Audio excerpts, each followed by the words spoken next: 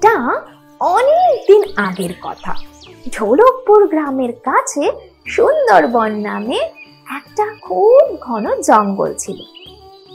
সুন্দরবনের বনে অনেক প্রাণী বাস করত। সব প্রাণী নিজেদের মধ্যে খেলাধুলা করত, গান বাজনা করত, অনেক মজা করত।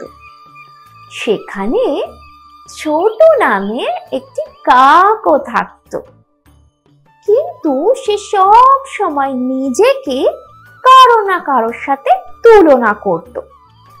কখনো তার কণ্ঠস্বর নিয়ে, আবার কখনো তার গায়ের রং নিয়ে। সে সব সময় নিজের মধ্যে অসন্তুষ্ট ছিল। যখনই ছোট বাইরে যেত, বনে বেড়াতে গেলে রঙিন সুন্দর প্রাণীগুলোকে দেখে তার খুবই খারাপ লাগতো।